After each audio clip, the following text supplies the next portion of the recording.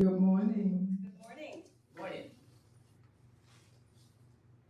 Let me move up.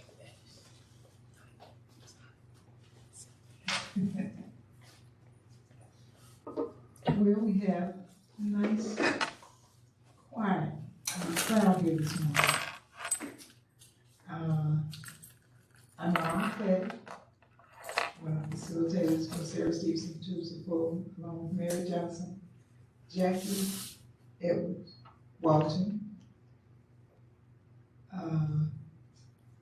Sarita Sherrill, who's usually here with us, Natalie McElroy, Stephen Johnston, and of course, we have Mr. Robinson, who will be coming and joining us later on. The young Mr. Robinson, Mr. Winston Robinson. Welcome to the Sarah Stevenson Tuesday Forum, and we'd like to start off with a word of prayer. Jackie, would you please lead us in a word of prayer?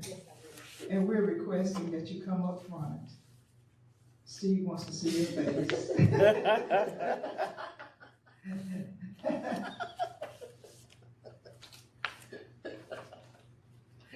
I'm serious, Steve said. Jackie needs to be visible. That's why Jackie to sit right there. Jackie never liked to sit up front. I saw that look on her face. She said she ain't praying to Steve. God, you indeed are wonderful. Amen. Yes. We thank you so much for bringing us here today, being in your presence. We ask that you just bless the proceedings today at the Sarah Stevenson Tuesday Forum. Bless those who are here in this place right now, those who are also coming on the way. We again thank you for your so many blessings all the time. Every day is a day of being thankful, being grateful for the many things that you do in our lives. In the name of the soon coming King, amen. Amen. Amen. Okay.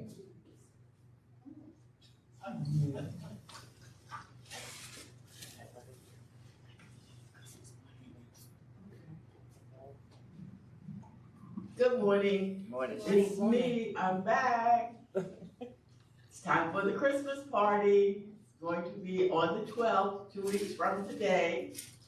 We will be playing games, having fun. We will have a catered breakfast. This is a chance for all of us to get together with nothing on our minds except having a good time and enjoying the company of each other. So those of you that are watching online, we need you to come on in so we can see you and we can all get together. Now, as you know, each year we give out gifts for the games that we play. And we don't need new gifts, we just need things that are like new. Something that Aunt Jenny gave you, you never liked it. This is a chance to tell her you donated that gift. So she doesn't have to feel bad when she comes and she don't see it anymore. So bring with you a unwrapped gift. We don't wrap them, you get to see what you're going to get as a prize. So come on in 2 weeks on the 12th and let's have fun. Thank you, thank you. We are waiting for Jessica Leflowitz. Is that her name? Okay. Yes. But we have with us Judith Brown with Project 70 Forward, a group advocating for people with disabilities. And we'll let her introduce herself. And when Jessica come in, of course, we'll have her to introduce herself in addition to share with us some information about her beginnings and about the organization. And Judith, since you are by yourself so far, you can take as much time as you like. But keep in mind, this is live streaming, and we do have a viewing audience as well.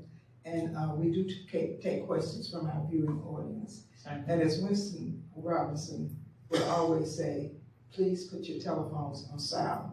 And for you, Judith, what we do is allow people to come in and out at their pleasure, and they do it respectfully. So you will see people that will be coming in and some that be leaving early, but they will be respectful. We also facilitate the question and answers session, which we recognize by those that raise their hands. Sometimes people get a little disturbed because they say, my hand has been up, but we've seen the hand of somebody else raised before. But we like to facilitate the question and answer session. And you feel free to, as I mentioned, to share as much as you want to share, since you're by yourself. And we may just have it open discussion once we see it when Jessica gets here. So without any further ado. Good morning, everyone. Good morning. Well, I was told 3 to 5 minutes, so I really didn't prepare to be up here by myself, but that's quite all right. Because I have the floor, I'll probably give a little bit more personal reasoning and behind what started Project 704 Forward. So, and I'm to date myself, several years, we'll just say several years ago, I found myself at a crossroads. I was having health issues. I was a young mom, and I had to make the decision to come out of the workforce. I was only about 37 years old, and I had absolutely no clue how to be in the world outside of the workforce. I started working when I was 17 and had those kind of parents that said, unless your arm was falling off or you were in a coma, you went to school, right? So I suddenly was in the world of systems and resources and social services, and found that world to be severely lacking in true support of people who were working one minute and aren't the next. And having survived that, I've survived that, my children are grown now. I swore to them that I would start a nonprofit organization to help people like myself, and also like them, because I found out later, after those years, that I was raising 2 sons with autism. And how do they fit into this system, and how do they fit into the world? And I took all those years of getting them through school, and they did get through school. I took all those years of working in the medical industry, trying to get the best health for all of us as a parent. I took all those years of working with insurance companies and social services, and I said, what can we create for people with disabilities? And I wish I could say I came up with the name, I didn't. One of my first people came up with Project 704 Forward. I had something corny like Celebrate Connections or something like that. But the purpose was to create a safety network for people who were either coming out of the workforce due to disability or who were born with disability. We also found that it overlapped with people who were becoming seniors, because as you grow older, you're probably seeing more of these doctors, you're seeing more of these systems of support. And so we created this 5 years ago. This year was our 5th year anniversary. 2018 we started, and I didn't know what we were really going to do. But I had one focus was I was going to listen to people who said, help. I was gonna listen. And so I'm happy to say 2 years later, and I have handouts up here, 5 years later, excuse me, we have only 2 programs. The first one is called Basic Living Support. If someone calls us and says, help, I need food, I need water, I need whatever. During COVID, it was toilet paper, right? Everybody needed toilet paper. But we've supplied that through our wonderful partners like Crisis Assistance Ministry, Restore Global, different ones in the community, just individuals like yourself. We provide whatever it is that we can for people with disabilities and their families. Because what we don't want to do is just treat the person and their condition. We treat the family that is dealing with this change in life. So if someone needed to go to the hospital, we're going to make sure you get to the hospital. If we have to take you, we're going to make sure you get to the hospital. And when you're there, we're going to make sure that you continue to see us. And that comes into our second program. The second program is called Advocacy and System Navigation. Basically, it means you get a person who's peer support trained, who's been there, like myself, who understands what you're facing now. And we're going to be there. There may be a time that we can't provide something, but we're still going to be there. We may not have all the answers. We may not be able to cure you, all of that. But we're going to make sure that you are not going through this system by yourself. You have someone who understands. You have someone who will come to the hospital, your home, the facilities, the rehabs, whatever it is, the doctor's appointments, and we're there to help you navigate whatever you need to navigate. Now you might say, why is this important? Well, if a person is trying to get help from crisis and then they go in the hospital, what do you think crisis does with that application? They close it. We couldn't reach them. What happens if you go into the doctor and the doctor can't reach you? They write in that form, non-compliant, didn't show up for therapy. What we're saying is before you say that, call us. We probably know where that person is. We can probably get them that paperwork. We can probably make sure that they're compliant. We can make sure that they understand what their needs are, what their requirements are in any program.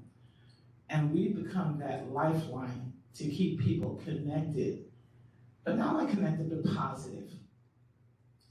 If you suddenly were working a week ago and then you're not working, you're in danger of losing everything. Not only just your livelihood, your home, your children. I don't know if you know, but North Carolina is one of the few states that you can lose your children just because you're disabled. Not necessarily because you're not a great parent, but just because you're disabled. That law is still on the books. And so we want to make sure that people can continue to live a productive life.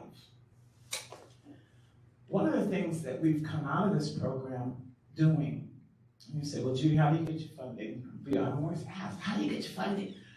We get our funding because we take on a lot of larger projects in the community, like the census. We were very involved, 18 months on the 2020 census.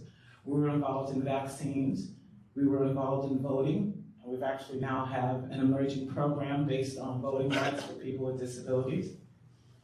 We're involved in behavioral health, and I have some handouts here today for any parent or any grandparent or any aunt, uncle, whatever, who wants to make sure the behavioral health of youth is paramount in their lives, in your lives. And then soon we'll be working on digital equity.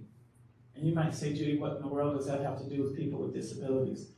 In all of those programs or projects that we worked on that took on larger issues, we made sure people with disabilities were employed, were involved in the decision-making, and were sitting at the table of change. And that's something else that I've ended up doing more than I ever thought I would, which is advocating for people with disabilities to be in the rooms. If you say diversity, equity, and inclusion, you need to also include people with disabilities along with every other demographic or every other protected group, because, and I don't care how you call it, you can say differently abled, special needs, whatever, but people with disabilities is a federal protected class of people. And we have to make sure they understand their rights under the law and protect themselves. One great thing has come out of this. Because we're in the community all the time, we now have a fee-for-service called community engagement. Now you've heard that phrase, community engagement. But what we've said is, we didn't go into a community and tell people what they needed. We went into the community and asked people what they wanted. And we're now able to help other organizations and companies come into the community. And we've done that successfully 2 times already. We're looking in 2024 to increase that so that we can bring organizations that mean well, that want to do well. But how do I go into a community that I don't know those people and I may not even look like those people? And so we created this program to help organizations reach the community and the residents you really want to reach, but in a holistic, equitable, and good manner, so that one, you might get invited back. That's what you want. And how do we do that? And then I'm going to close. We do that because, again, we listen to the people. Here she is. And we also talk to the community leaders, the churches, the neighborhood advocates, and we make sure that those people are involved in everything we do So we're constantly keeping ourselves abreast of what really is happening in a community. Not what we think, not what the data said, but what the people actually said. And I'm so happy to have my colleague here today, because this is the perfect handoff. I'm gonna set it up for her, because one of the biggest things we face in Charlotte, if you don't know, is disabled and homeless people. 40 to 50% of the people calling coordinated entry are people with disabilities. And that's a statistic that hasn't changed much for most of 2023. But I'm gonna hand it off to my very dear friend, Jessica. Hello. Hey, How good you trying morning. this thing on? Who has a plan, and I'm so excited to be connected to her. How do you turn this thing on? Probably don't need it. Yes, you do. There you go. Hello, good morning. My name is Jessica Leflowitz. I am the founder and executive director of Hearts for the Invisible Charlotte. Thank you for having me today. Our main program is homeless street outreach. So basically what we do is go out into the community, under the bridges, in the woods, just anywhere people are living in places not meant for human habitation. And we start to work with them on whatever they want to work with. And sometimes that can be housing, sometimes it could just be getting benefits, treatment, all kinds of services we try to provide for our people living outside. We have over 3,000 people that we know that are currently experiencing homelessness, so the problem is growing in Mecklenburg County, as I'm sure you all have seen. Our agency was just recently funded by Mecklenburg County, so for many years, I was in the streets by myself providing street outreach. I was doing street outreach when I didn't even know there was a name for it. And but yeah, by the grace of God, Mecklenburg County funded our organization. And a part of that funding was, there's a few pieces to it. I had to put together a strategic outreach plan for the entire community, which is all of Mecklenburg County. I have to co-lead the point in time count, which is the annual homeless census. And I was able to hire 5 additional staff members. So we have a multidisciplinary team, and it comprised of an addiction specialist, 2 peer supports, a licensed clinical social worker, and a social worker associate. My team is kicking butt and taking numbers. We've been doing I'm really proud of the work that we've done in the last few months. We've housed a ton of people. We've diverted a ton of people. What I mean by diversion is either connected folks back to their family or friends, or put them on a bus, got them into treatment, and then we have folks that went into treatment and now they're in Hope Haven, continuing their journey. This work for me has changed my life. I can't imagine doing anything else. I was a bartender for 27 years, and then the pandemic happened, and my life will forever be changed from that. I don't think I'll ever be a drink slinger ever again in my life, because the passion's not there. And what else? So the strategic plan, I want to circle back to that. So basically what I'm trying to do is get all of the agencies that provide some sort of service to the unsheltered population, but not the person going to the agency coming directly to the people. Because we spend a lot of time, and there's a lot of momentum around wraparound services when folks actually get into housing, but I believe that we can have better retention rates if we start providing those services actually to people when they're outside. And it also helps with the engagement, because a lot of this work is about trust. And James could tell you, like, most of the time they don't believe you. That you're going to talk to somebody who's been outside for a decade, they don't believe that you're really trying to help them. They've been hurt by the system for many years. And so that trust building that we have to provide is essential to this work. The engagement piece is the most important part of outreach. So we have providers that will come out and help with identification. We are partnering with RAIN, Project Outpour, Time Out Youth, who else? There's so many of them.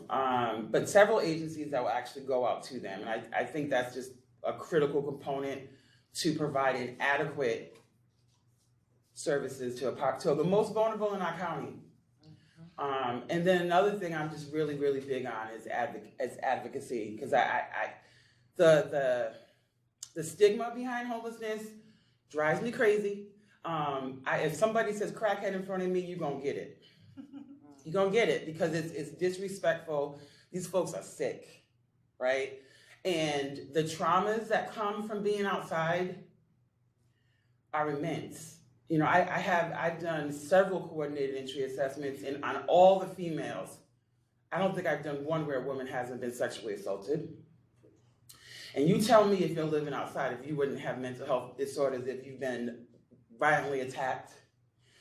We have a number of youth that have exited out of the foster care system and are outside.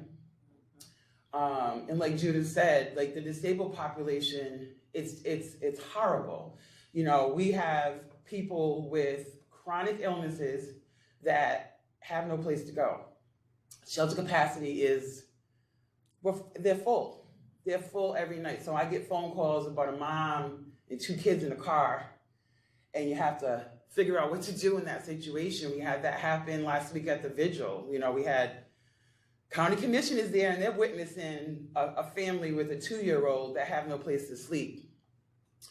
And thankfully, with my funds, I was able to kind of mitigate that situation pretty quickly and get them into a hotel for the night and then transition them into the shelter. The shelter, Salvation Army, has been a huge partner and we save lives every day. And on a day like today, these days, oh my God, these days and nights when it gets cold, like my heart aches because I know I couldn't do it. My heat. And this is kind of funny. I'm just going to share this story with you. So I had just bought a new AC unit and furnace a year and a half ago. So this would have been my 2nd year using my heater. But when I went to switch it on, nothing happened. So I got this little bald Yorkie in my house that's freezing his butt off, and we're all cold in the house, and I'm feeling guilty about feeling cold in my house because I have a house. And make a long story short, I found out, like I had several servicemen come to the house and check on it, and finally realized after they did a ton of work that it was just the thermostat upstairs was still set to cold, so that's why I put the switch over. But I say that to say like how blessed we all are in this room and how easily we can take things for granted. And think about how cold it is right now. Think about having to sleep in that.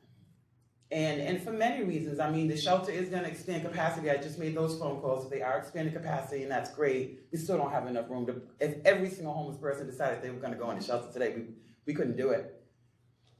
We couldn't, and I think that's a misconception that the community has. Like, they don't have to be outside. They can go to the shelter. That's not true. We don't have enough room. And then for various reasons, people don't go to shelter. And then a big piece is trauma. In mental health disorders, a lot of people just cannot be in a congregate situation, and it's not for us to judge them on that, but it is our responsibility to do something about it, okay? It's our responsibility to advocate for landlords to provide actual affordable housing. We have people with incomes of $700 or less. Now you tell me where you can make 3 times the rent on a $700 a month income and afford to live and eat and pay bills. It's impossible. And we have a lot of that. Most of my clients either have 0 income or are $800 or below. So they don't have any options. And the only options they have is through the homeless services providers that we currently have.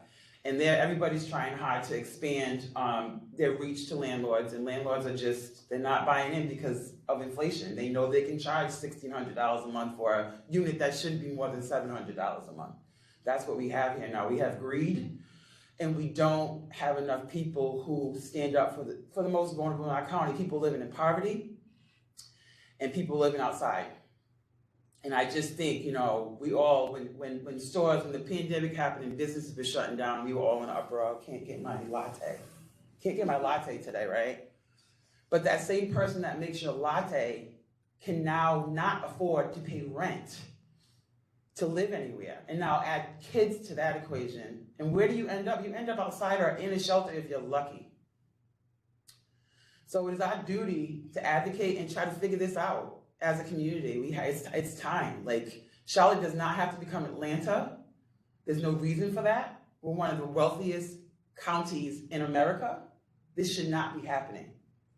So I think whatever voice, whatever platform you have, we have to aggressively stand up for these people. I'm sorry, I just ranted. I didn't know that was going to come out of me. You're fine. Thank you all so much for being here. And we have two questions I know so far. Me and Mary, you have a question too? Okay. And what we will do, I mean, I'm just amazed to hear what you're sharing about Charlotte and what's happening with the homeless people in Charlotte. But this is wonderful that you all are doing this. But we'll take our first question, and Mary's from you. Just give us your name. My name is James Lee. I'm a longtime resident of Charlotte. I've been in the housing and homelessness conversation for about 5 years. And I'm working with trying to help Charlotte be better, right? Being at these tables of influence, these big tables.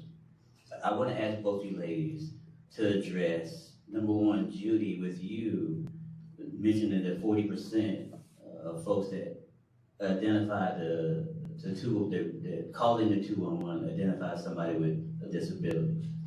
And Jessica, with you trying to do kind of like a network of support for Mecklenburg County residents, what would you suggest to me to take to them to encourage them to have those flexible funding, like to do the work that you need to do and to do the work that you need to do? Because my thing, like you said, Charlotte is number 2 in banking. The other day, we found out that Charlotte is number 2 in the fastest growing cities as far as business-wise, right? So we know we got a lot of corporations, a lot of Fortune 500 companies. We got a lot of money here.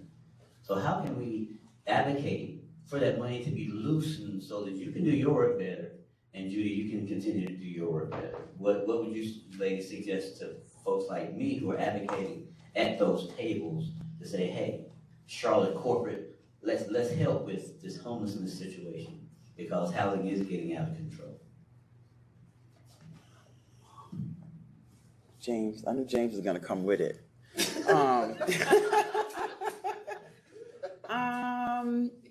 I mean, I think, I'm always going to speak on behalf of street outreach because I see the value in it. And I mean, when we get phone calls about folks outside of this, Uptown's the hot area, right? Like right now we have, the businesses uptown are that they're upset that there's a large population of homeless people in Uptown. And so I've been in meetings with the city and with the partners in Uptown, and my answer is always the same.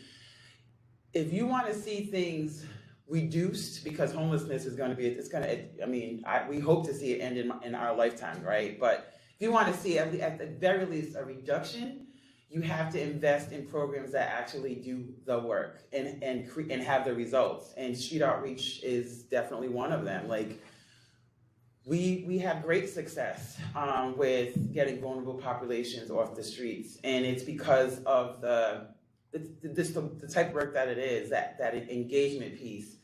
So what I say in these meetings is fund us. Like, you want to see a reduction in this. You don't want to see people urinating outside because they don't have the access to a bathroom. You have to fund organizations that do the work.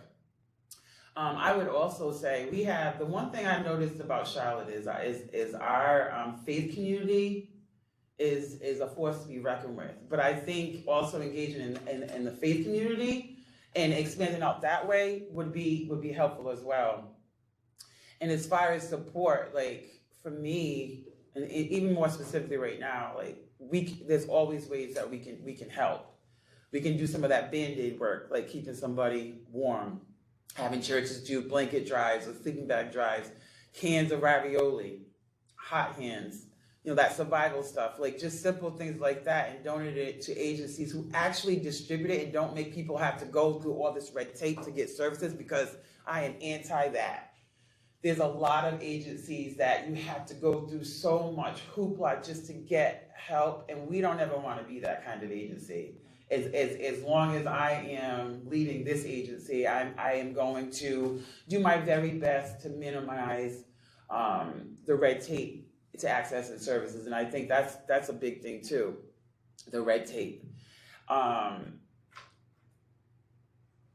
think that big corporations just don't understand the scope of the work and what's necessary to provide the services and to minimize homelessness. They just don't understand it, and I think that right now our community, especially the people that call and they're complaining about a homeless person outside of their door or wherever, that they just don't get it, and we need people to fund organizations like mine and Judith. Like Judith calls me too, and we're struggling. We're all trying to help each other, and I'm thankful that more agencies are trying to, especially our grassroots organizations, because we out here doing the work. We really are.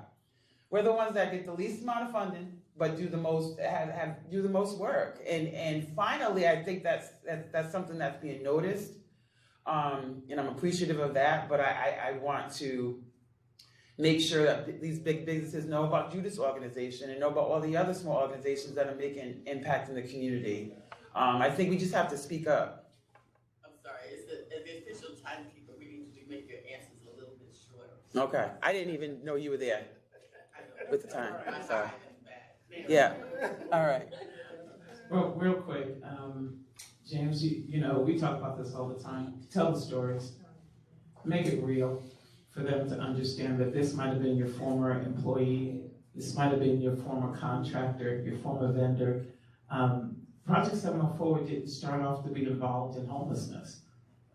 We were talking to people in their homes, but it became very, very clear very quickly that the people who were calling us were in cars or in tents. And I didn't understand how they could take care of their chronic illness, their medication, and everything else in a car or in a tent. And so that's how we got involved. But tell the stories and let them understand that if you help this person return to being a citizen, that person can contribute. We have a line that you still have value in your family, in your community, and in the marketplace. You are still a resident who can vote and who can make a difference in your community. And so continue to tell the stories. That's what I tell you to do every time. Tommy? Yes. Thomas Moore and myself, we worked with the homeless people back in the 70s and 60s and stuff. And we found that I found that a lot of the homeless people are alcoholics.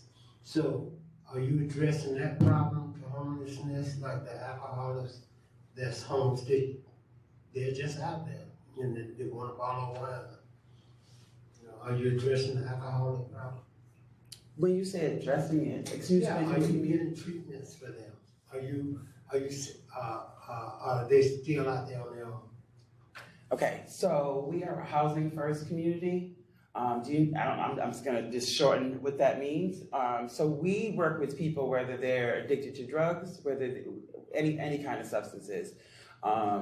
It's, to me, to keep it very plain and simple, a person with cancer or a person with alcohol, it's the same thing. They're sick.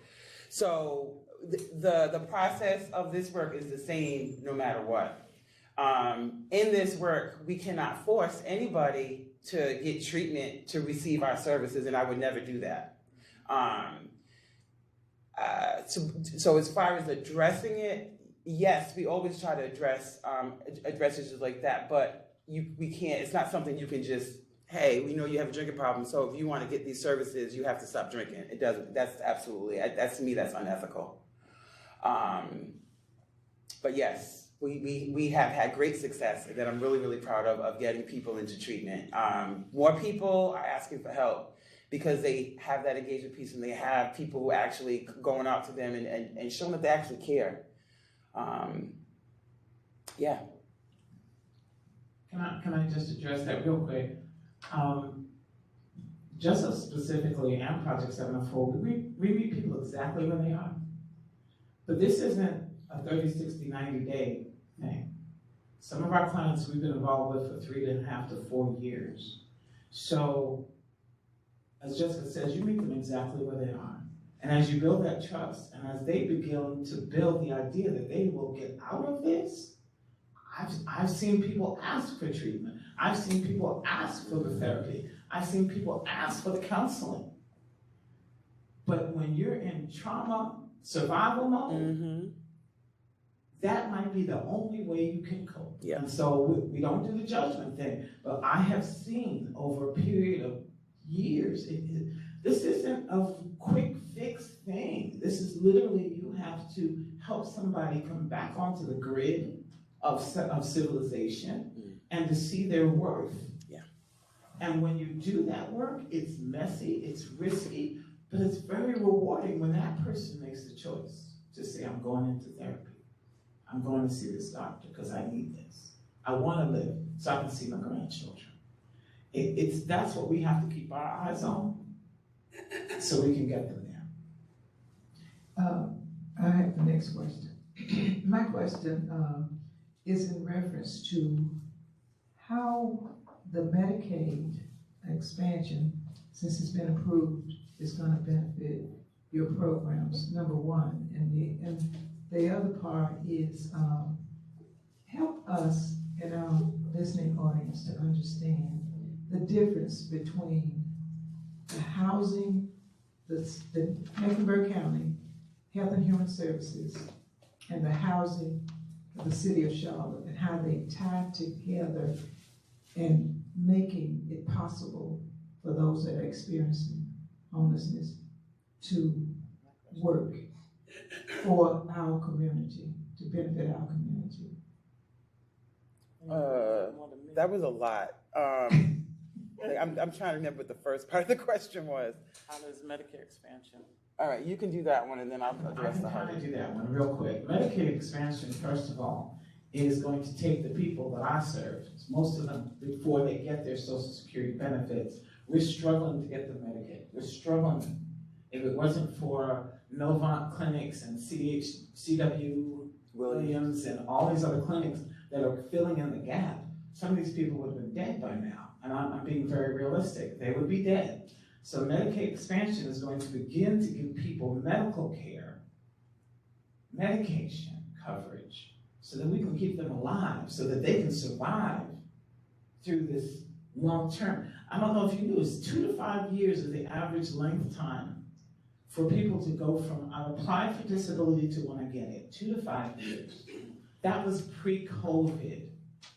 It is now stretching out even longer than that. I've heard as long as 8 years from one of my attorneys. So Medicaid expansion is going to help people keep them alive. Also Medicaid expansion, and I'm in the training right now, I'm trying to bring more of my team into the training. We're in training now to become what we call family partners. And I've specifically asked to be trained, it's everything, it's peer support, trauma focused, everything else. But it's basically, they're going to be people who are paid to attach themselves to a family and make sure that they're surviving. Now, most of it is focused on the youth, but if I come in the house and I see grandma needs something, or I see auntie over there, I'm going to help everybody. But that's something that's going to be funded through Medicaid expansion. So I see a lot of the people who were underpaid, being direct service providers or being peer support specialists, they're now going to have another platform to be paid that hopefully will bring more people into the system to help us address. And I'm going to hand that second part of the question to you. So you wanted to know how the Mecklenburg County and the city are addressing housing? Is that what the question was? Basically, and how they are working together, what are you getting from them? With them because of the housing situation and because of the taking just helping human services. So I can't really speak on the city side of things. I know that there was some funding that recently came out for the NOAA and stuff like that, but that's really not my lane. But what I can say is Mecklenburg County is, in regards to homeless services, is the largest housing provider in Mecklenburg County. So they have aggressively created housing programs. We just opened up that, it's a 55 plus permanent supportive housing unit off of Arrowwood. I think just as a whole, agencies, even like Roof Above, have created how innovatively, because they're doing a lot of hotel conversions to provide housing. I'm not in the position to speak on what the city's doing for housing because I have no clue what that is. James, I don't know if you know. Yeah, from what I've noticed since I've been working in the area, this used to be the ones that was in charge of the housing. They turned that responsibility over to the county. Now the county's doing housing, right? They're building, they're funding money, but the city's doing kind of a different kind of thing. They're not really working together, but they're working separately to kind of like do this, you know what I'm saying, to try to help with the housing, but they're kind of like doing separate things. They're not really working together. Okay, Mary, you next. Oh, I wanted to ask you, when you started your nonprofit, did you secure grants? How did you secure your funding to get started?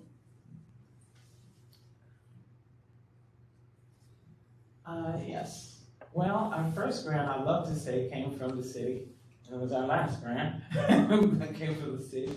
We got a Jumpstart grant when that program was out, part of the city of Charlotte, to create disability awareness training.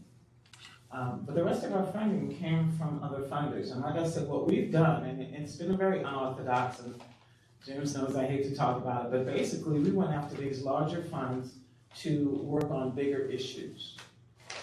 Vaccines, census, voting, like I said, digital equity, now behavioral health. We worked on bigger issues, and we wanted to show people with disabilities in leadership positions. I personally haven't taken a salary in the last 3 years, and I say that very proudly, even though most people say, oh, that's a terrible thing. Because when I went to anyone and said, I want to keep people in a hotel or in a home, and I gotta feed them and keep their phone on, I didn't get funding for that. Never mind that this kept people alive, well, getting better in their health. I didn't get funding for that. And so I, in 2020, after 2020, took the vow not to take another salary because I would donate that money to doing what I was really doing, which is keeping people alive and helping them get into housing. That's very unorthodox. We're looking into 2024 to actually getting our first funding for the programs that I mentioned for the first time. Because finally we have enough data and we have enough stories to get people to understand. This is what you're doing. You are saving lives. You are putting people back into being responsible citizens. And this is worth spending some money on. So much like Judith, the first three and a half years that since our founding, I was also, when I was a solo act, unfunded. I sold my rental property so that I could stay afloat while I was trying to figure this nonprofit stuff out. And I will say this too, when you're a grassroots organization and you don't have the financials and you don't have all these things, it makes it that it's so hard to get grants going in. I'm still, even though I just recently got, I think next year it'll be a lot easier for me to access funds, more funds, but it's so hard. Like it is so difficult. I mean, you get more no's than you'll ever get a yes, especially when you're a grassroots organization, because you don't have the proof that you can do what you're doing. The only thing that saved me and how I got this funding is I was visibly in the streets, and without a doubt, you could not say that Jessica Leflowitz was not in the encampments, was not out there, was not helping people get housed. So the evidence was there, and finally the county was like, okay, we're gonna help this girl. And I know James was a big advocate for me too, and I'm still so very humbled by it, because If that didn't happen, I would still be unfunded. I would still be out there, probably struggling to pay my bills because that money, that 3 years of that house, it's gone. Like that was supposed to be my nest egg. It's gone. So I can't say what Judith is saying that I can do this work for free anymore. I won't do it for free anymore. There's too much value in what we do, and I know, and I believe I deserve a salary, and I can't do that anymore. But it is very, very difficult. Now I'm hoping because of this funding stream that I just received that it'll make it easier for me to get more funding. But even this year, as I'm applying for grants, and they ask for the financial stuff, you look at my financials from last year. Woo, I think, because it was mostly private donations, it's pitiful. And it's not like, oh, I see she's got all this going on, let me give her some more money. It's not there. So I got to depend on fiscal year 25 to hopefully actually be able to maintain the organization, which is very scary because now I have 5 people that I'm responsible for, including myself, in addition to myself, to try to maintain this program. So it's very scary. It's not easy. It is not easy. It's when you're a small agency without that financial piece. You didn't have, like, now I have an accountant, yay, because I would be losing my mind right now. But oh my gosh, like it's not what it seems. It's very, very hard. But I still kept pushing because I believe I have that dream. I had the dream that I could do something with it, and I'm just so glad that people were with me through that journey and saw it and entrusted me with this huge responsibility of leading the county in outreach. Good morning.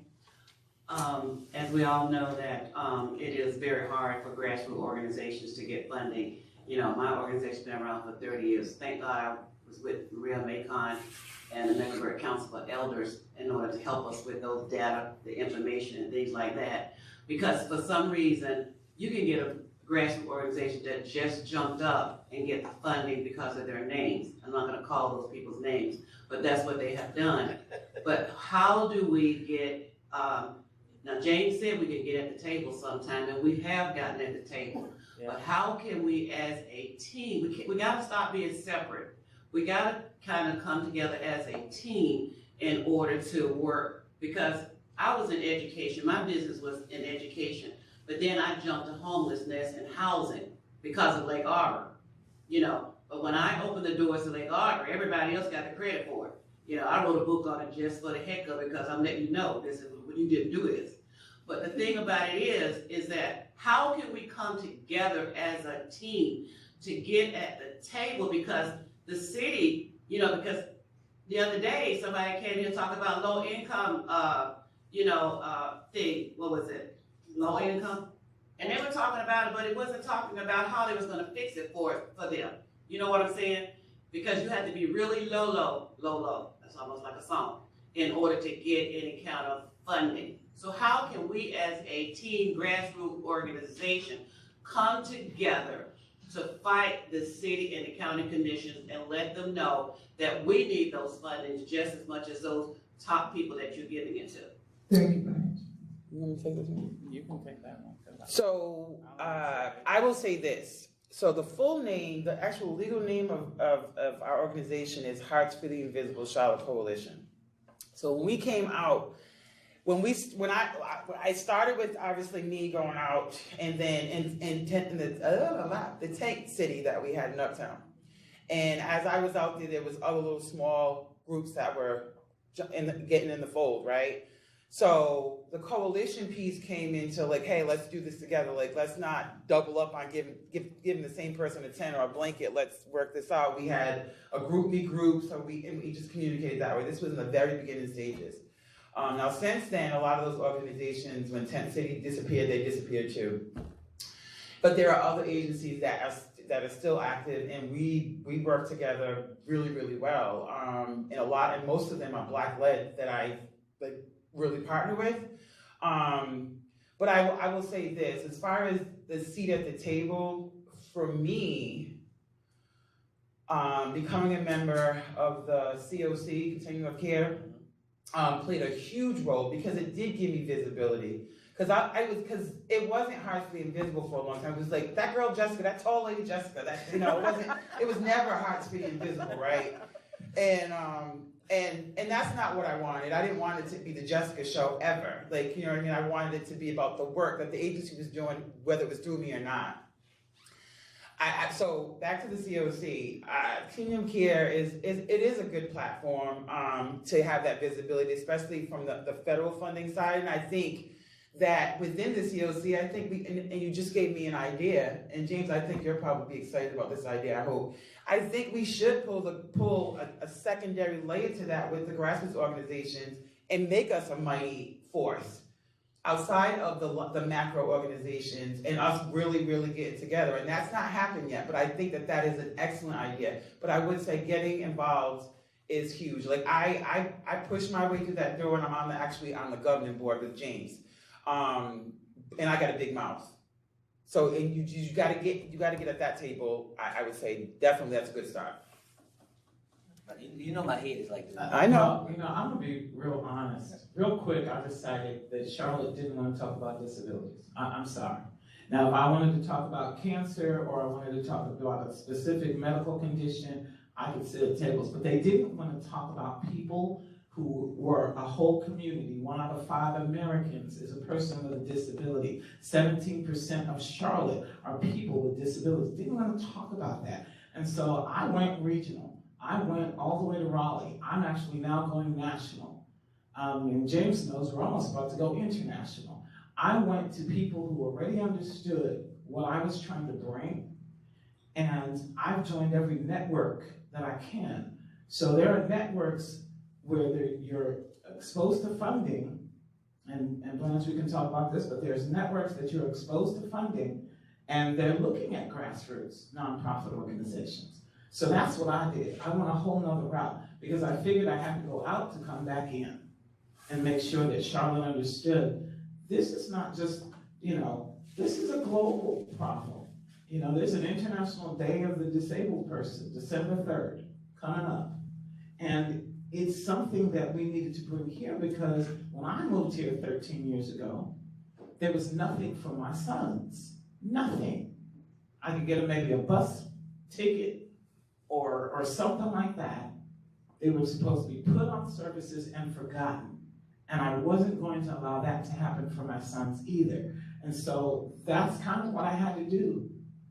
And so, but you know, I'm always about, James knows, we talk about the web. The web is a group of organizations that are working to make sure that no one falls through the cracks. It's one of our business paradigms. The other one is the circulatory system, which we will work with anybody, big or small, to make sure that if you've got the resources over here, and I'm in the street, that there's a straight line going from where you are to where the people have need. And we've shown that to work. So, but I agree with Jessica. Make some noise, start sitting on some tables, and rattle the chairs.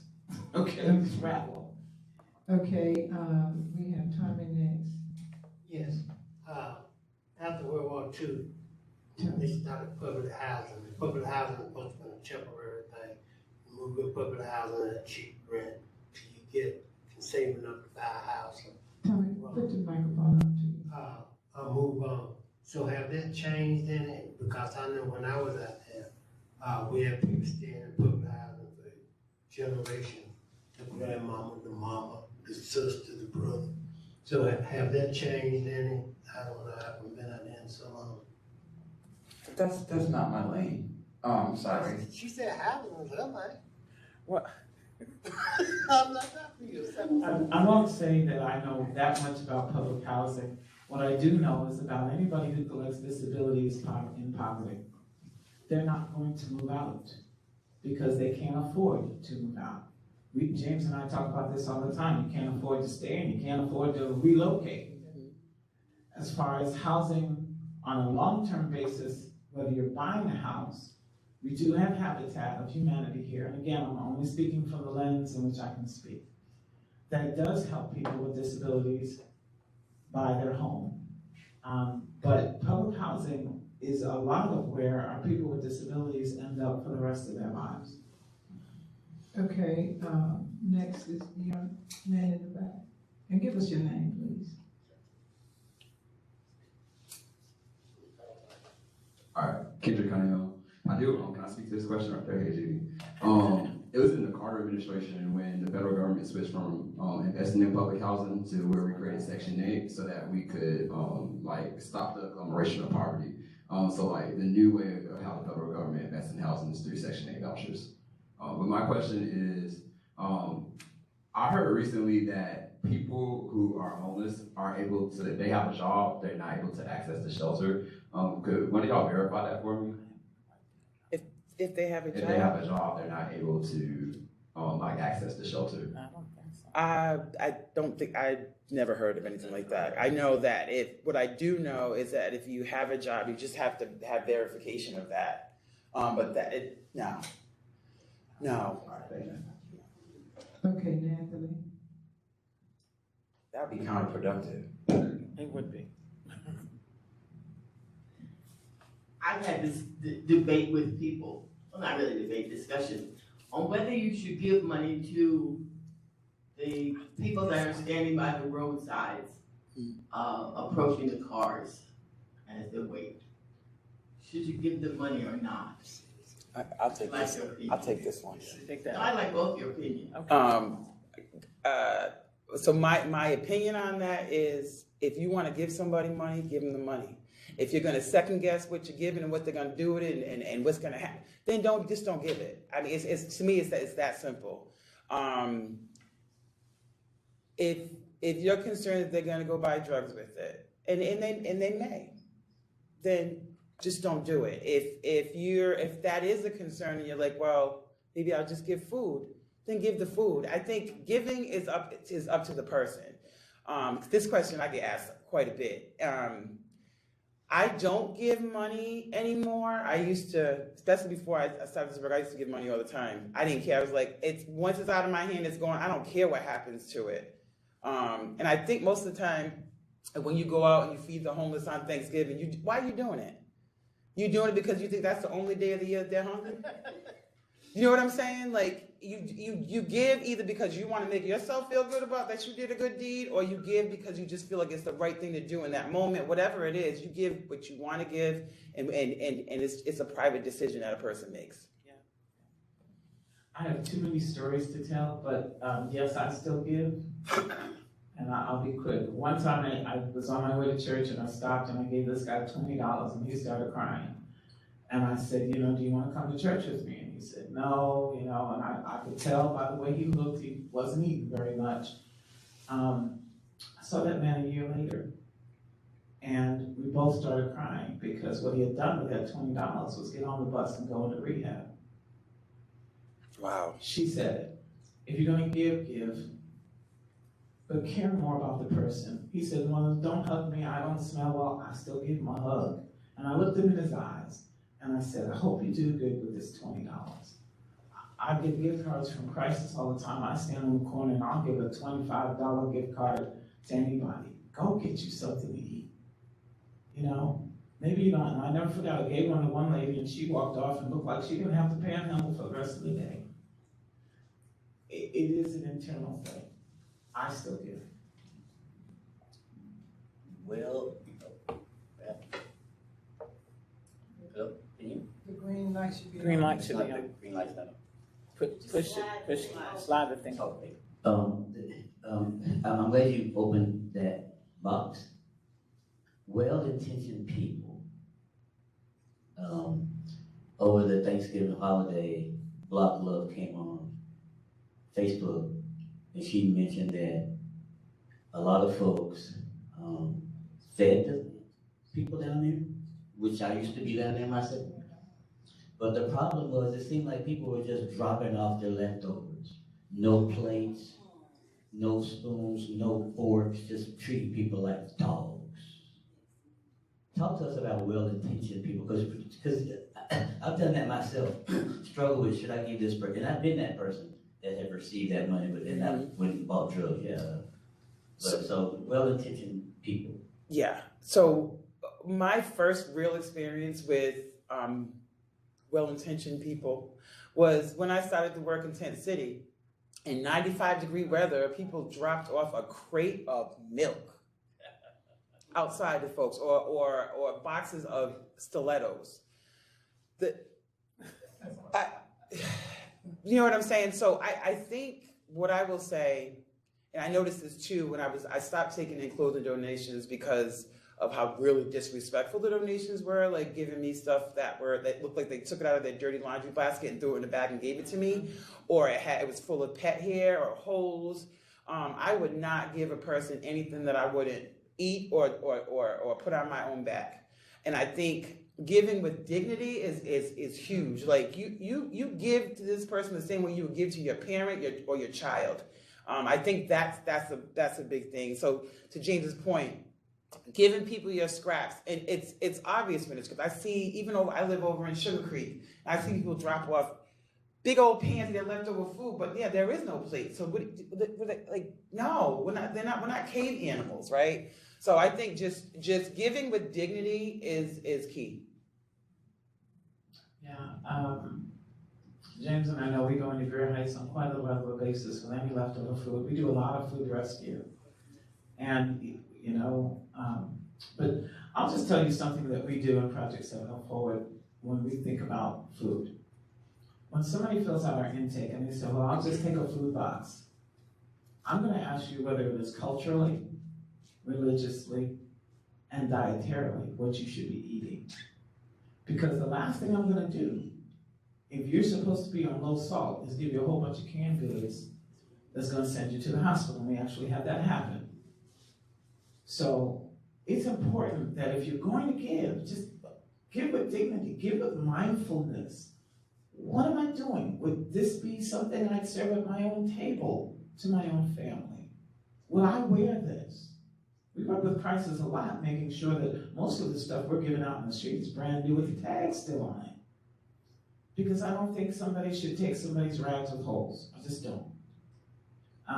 I still take clothing donations because we have a clothing giveaway every single month in Greer Heights now. We've done it so much that we're keeping a lot of families clothed with the children that they have. But just make it mindful and make it respectful with dignity. Yes. I'm next. My question is, if you can share, both of you all can share, what type of work or how do you assist with the census? I work with the census, and I just want to know how do you, because we have that experience, of course, every year, to get the people counted that are experiencing homelessness. So you're talking about the regular census or the annual point in time count that's for the homeless census? But both of them, because Judith, you said that you work with the census as well, so I just wanted you all to share that. Well, I'll go first. So we got involved with the 2020 census, and at first, and James knows this, I didn't even want to do it. I was like, what do we do? I want to talk to people with disabilities, but the more I read into the census and how people with disabilities were that hard to count community, as well as the Black community, as well as children under 5, all these different communities, I said, wow, we have a model where we're in these communities, we're deep in these communities. Let's find a way to be involved. And so we started with an organization called NC Counts Coalition. They're out of Raleigh, and they funded us to begin to do, to be a part of the larger census work. And James who's on my board, who started off with the idea of having block parties, because he was sort of like, the people in the rooms that have the money and making the decisions were like, well, we'll put out a blog, or we'll put out a podcast, and he was like, if you want to reach people, right, James, you got to go down where they are. And I remember growing up with a block party. Of course, here came COVID, put a wrench in that, but we were part of, if you can remember back to 2020, any of the caravans that rode through Charlotte, that was us. We did actually 4 of them. The largest was over 20 miles, over 3 hours. We were riding through, Betty's Ford, 8 communities over there. Our largest one was what we call the Internationality. We rode down Central Avenue, and we had people dressed in their cultural garb and representing that we all wanted to be counted in the census. We actually right now on the team with MC Counts Again, getting ready for 2030. So this is going to be a decennial thing that we do every 10 years that will be involved. And basically because I want the people who are hard to count to be part of the team that goes to count. And that's how we won our funding for that, and that's what we continue to do. So I have not contributed to that census, but I have contributed to the annual point in time count census, which is doing the surveys for folks who are experiencing unsheltered homelessness. And of course, the sheltered homelessness piece, the shelters obviously do that piece. So this is my third year, but this is my first year co-leading it with Mecklenburg County. And I'm proud to be a part of that because I'm switching things up as like the format of how it's been done in the past and trying to make it a little bit more client person centered. Because traditionally, you go out at 4 o'clock in the morning and we are going to still do that, but just not as much. We're going to go out through different periods of the day and we're going to have pop-ups kind of like the block party concept. And just try to our very best to make it a more welcoming environment because it is a very intrusive thing to ask somebody all those questions when we leave, they're still going to be sleeping in that tent. So, yeah. Okay, and just give them a little bit more detail on how you do it because you have to go at certain times and in certain places. Yes. And you have to be in the element with them for a certain length of time. Yeah, so basically, so this is annually that this count is done. And this is also, it's data driven, right? Because we can find out how many people are outside. It also tracks funding from federal funding to us. So basically we get about 150 or so volunteers and we do the entire county. And we go in the encampments under the bridges into those congregate areas where we know unsheltered folks are everywhere. We go to the Walmart parking lots where you have families sleeping in cars. Just anywhere you can think of under the bridges. And you get on the ground. I'm different. I'm a whole different beast when it comes to street outreach. I'm gonna get on the ground. I don't care if the ground's cold. And sit down and do that survey with you. And if it takes me an hour with one person, if that person needs that hour, they're gonna get that hour. And we bring food and we bring supplies out to them. So I don't think we should go empty-handed, especially when we're going to their home, essentially, to ask them very, very personal questions. But it's a very huge initiative. CMPD also partners with us and goes out with the teams, which, I think for the volunteer side, they probably would feel more comfortable with the CMPD involvement. I think it's, I'm like, when I had my office, I was like, can you stay in the car? Because it's scary. I mean, you don't know what's going to be going on in that encampment. And we have a lot of folks that have severe mental illness or on substances or are disabled, and you don't know what you're going to walk into. And it can be very, very intrusive. So I like to, and I'm going to be a part of the training with that this year, which I'm super excited about. Because last year I saw a lot of people who signed up, and then when it was time to do the work, they were visibly very, very uncomfortable engaging with the homeless population, and I do not want that. It doesn't help my cause when I have to go back in and re-engage with these folks, and they've seen somebody who's clutching their pearls when they're trying to ask them very intimate questions. So yeah. Okay. Thank you. I'm really glad to see Senator McGee in the House. And so, Senator, this question is going to be for you. Representative? Okay, Representative, I'm sorry, I apologize. But there's a lot of grassroots organizations always in this room, okay? Judith just said it really well. We always have to go outside to do some things, to get some things done, and then we have to come back into our own city where we don't get anything. So, Representative, this question is going to be directly to you. How can we get more at that table?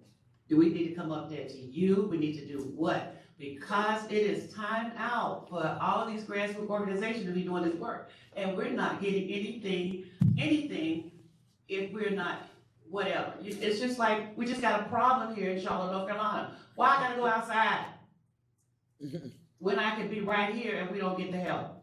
Tell me, do I need to call the mayor, talk to the mayor? I will. Good luck. No. Okay.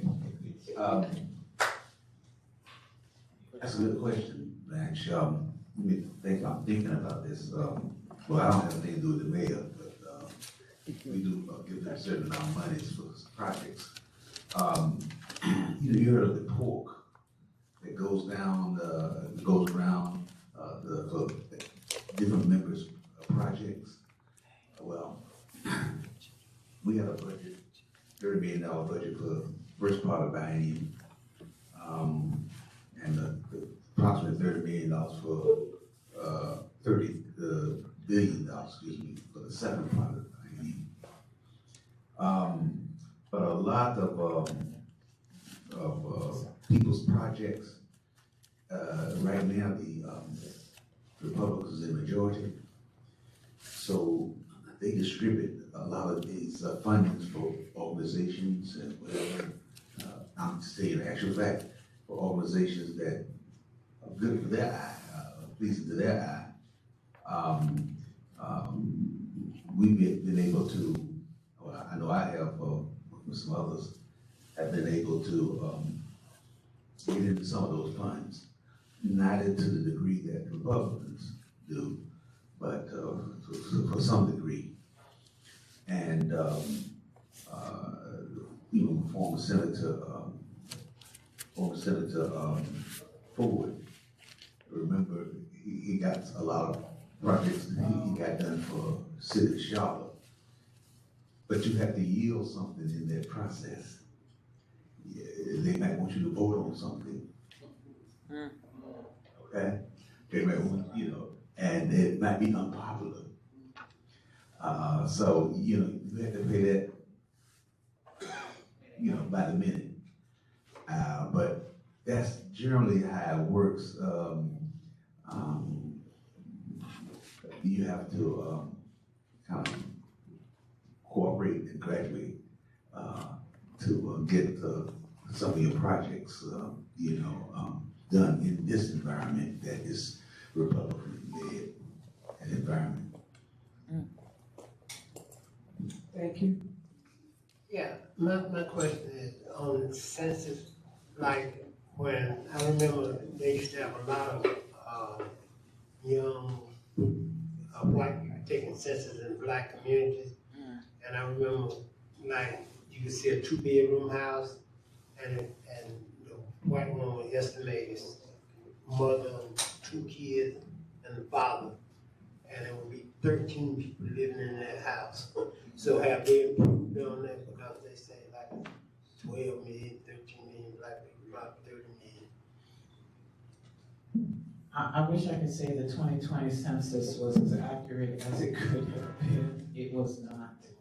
And all the follow-up that we have had, this was probably, I don't remember the percentage, but it was very much off due to the pandemic, due to that happening right in the middle of it, and impacting how much interaction we could actually do. I actually was out in the streets too, not only doing the events that we did, but I joined with the census to be a counter and to go out and to do those counts. It was very hard work. It was very scary work to do. So know that there's work to make the census more online so that people can just, from the privacy of their home, tell what they have to do, fill this form out, different things that they have to do. So there's changes coming down, but unfortunately the 2020 census was not as accurate as it could have been. They have improved, but we also ran into, during that time, if you remember, that our Latina community was very concerned, why were you counting my family? Yeah. What are you doing? Who are you? What are you connected to? And that was used against them. So we've got a lot of hurdles to overcome in making people trust when the government wants to do a count. What are you doing with that information? Where is it going? How does it serve me? That was one of the reasons why what we did was so important. And if I can tell you briefly, We didn't come in and say, well, if you fill out the census, this will add another seat to the representatives of the House of Representatives. We didn't do that. We said, if you fill the census out, you're going to see healthcare come to your community. And have we not seen healthcare balloon in Charlotte since we did the census? So many different areas use that information to build healthcare clinics and centers. And so that's what we have to get across to people, that this census counting brings healthcare, education, grocery stores to a community that may be lacking. The communities that we now serve religiously, there's 3 communities we adopted, was because they had, not single digit, but they were under 20% counted. And that was Hidden Valley, Hoskins Community, and Greer Heights. And so since 2020, we've adopted those communities. So census information is so important to the work we do, and even to our success, because when we're saying, oh, here's our data, we're first basing it on census tracts and where the need most is. We've taken census maps and overlaid that with social determinants of health. We've overlaid that with voting. We've overlaid that with digital equity. We're being able to show these areas that are traditionally and historically forgotten, this is where you want to go. And so that education piece is just so important for people to understand so that we can get a better count in 2030. It really warms my heart to hear you talk about that, because I have been intricately involved with the census for the 1990, the 20, and the 2010 census. Mary has a question. In the 2020.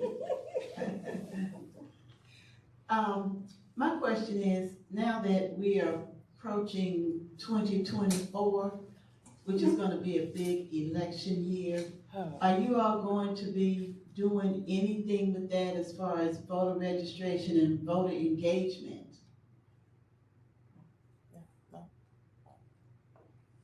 Yes. Short answer, yes. Project 704 Forward in 2023 became part of 3 different organizations, 2 of which are focused on voters with disabilities. But we became part of Black Voters Matter. We became part of the Rev Up program, which is our emerging program. The Rev Up program stands for Register, Educate, Vote, Use Your Power. And it is to educate voters with disabilities on how important, as I hate to use the words, but as a block, they are in the voting process, and to protect the rights of early voting, absentee voting, and curbside voting. We also joined a group called New Disabled South, which is a 14-state coalition. And one of their main initiatives is democracy and the protection of voting rights and making it easier for people to vote. So we have already started with making sure people understand where your polling places, are they open? Are you still on the rolls to vote?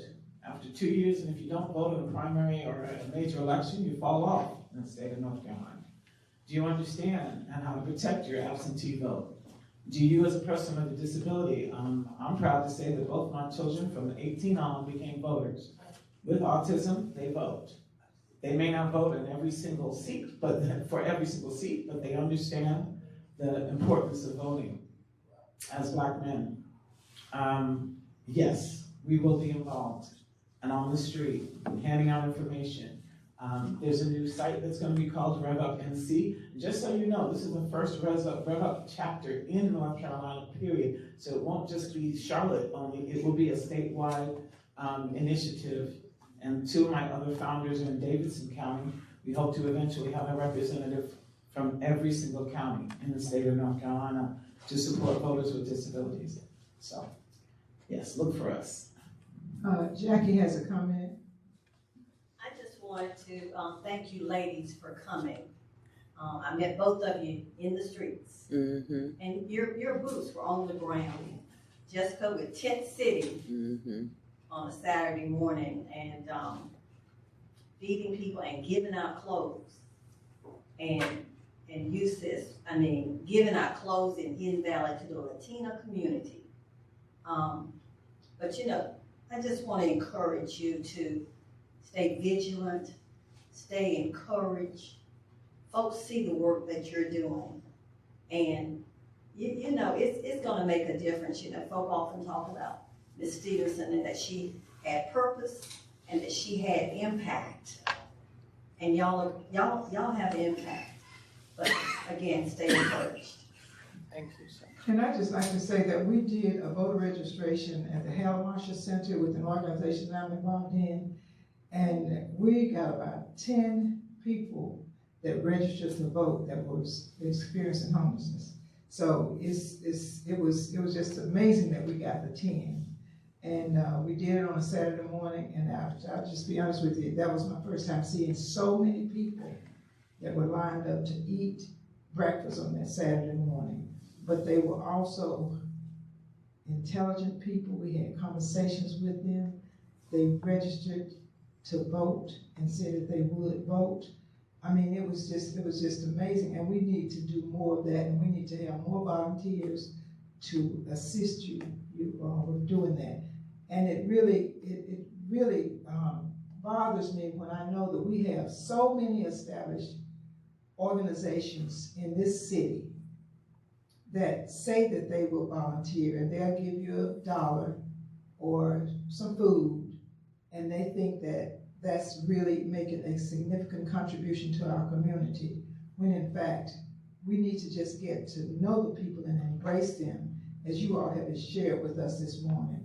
We appreciate your being here, and as we mentioned, this is live stream, and we want to be able to, we hope that we get more people that have visited our website, Sarah Stevenson Tuesday Forum, to get this information and be willing to share and to get involved with those that are experiencing homelessness in our community. And thanks again. Judith, did you?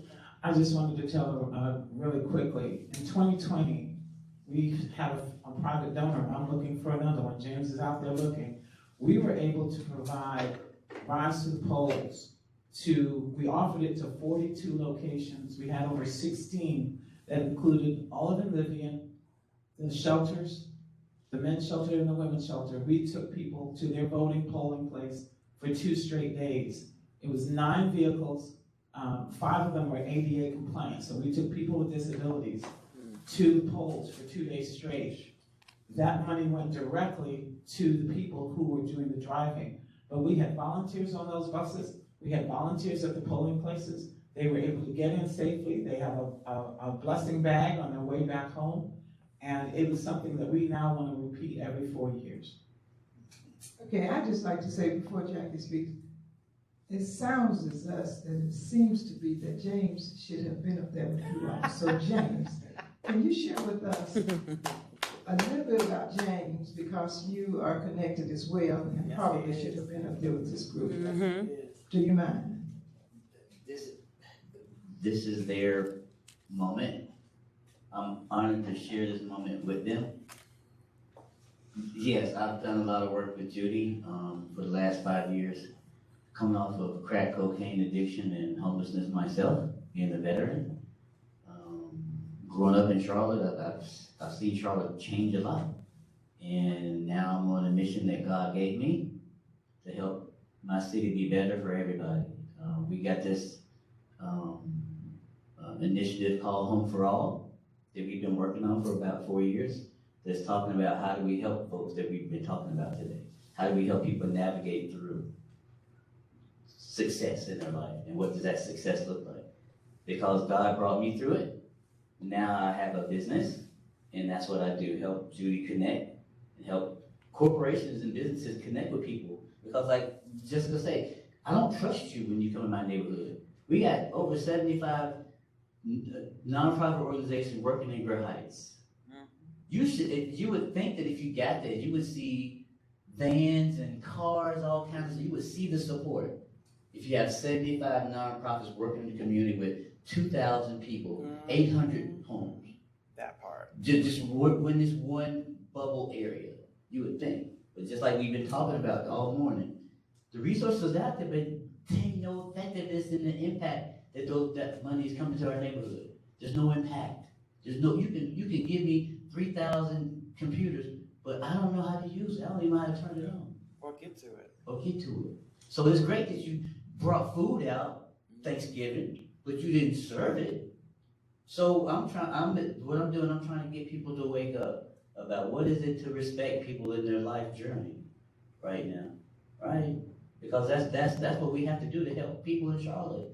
Because we're struggling. We're number 2 in banking. I was thinking the other day about the landscape of our downtown, what it looks like compared to other downtowns that are like, look at New York, number 1 in banking. Look how big New York, all the buildings. Look at Charlotte, we got a few down there, but we're number 2 in banking. Something is wrong with that we got so many people on the street. Mm-hmm. So that's what God has me to do, is bring that message that I just, to people who can make a difference with the money and lose those money chains. So that's kind of like where I am. I just wanted to remind people that today is Giving Tuesday. So these nonprofits, I'm sure they would love some of your money. Thank you so much. And once again, let's give them a round of applause. And if you have any announcements, you can make these announcements now. Does anybody have any announcements? I have some more calendars back here on the table. They are free for 2024. I haven't formally announced, but this is my formal announcement for Tuesday Morning Breakfast Forum that I am running for Senate District 41, which is comprised of West Charlotte communities, Uptown Charlotte, Plaza Midwood, Nodob, Cotswold, and East Robinson Church Road. Right now it's an open seat. Tell us your name again. Kendrick Cunningham. And what is it though? You said 41, but what? It's North Carolina Senate District 41. Okay. It's Natasha Marcus's old district. Yeah.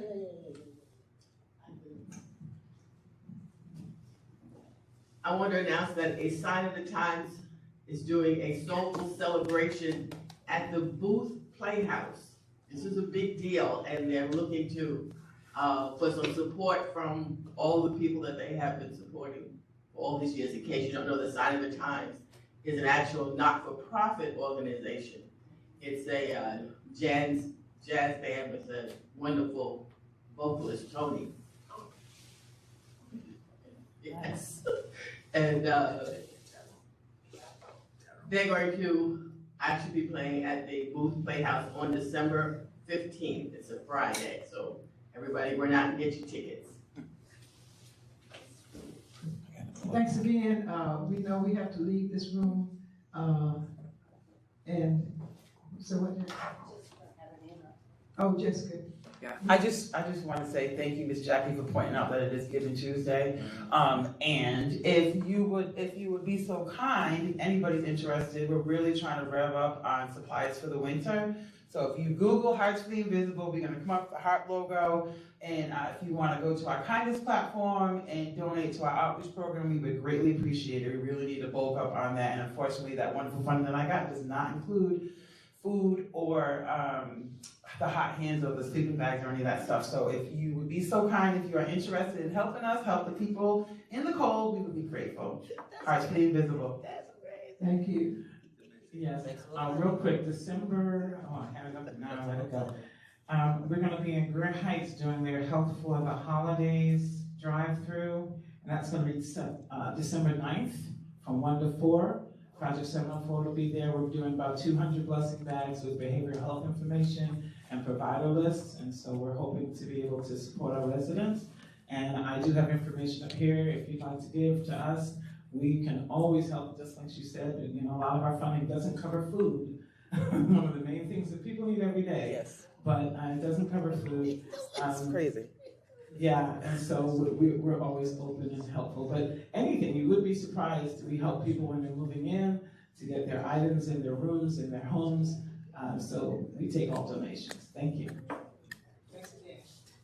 It don't make sense. It don't. It don't.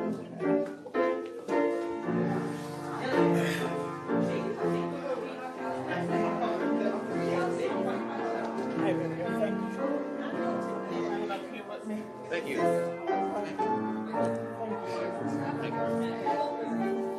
stay in good. Get to go. That's right. Look,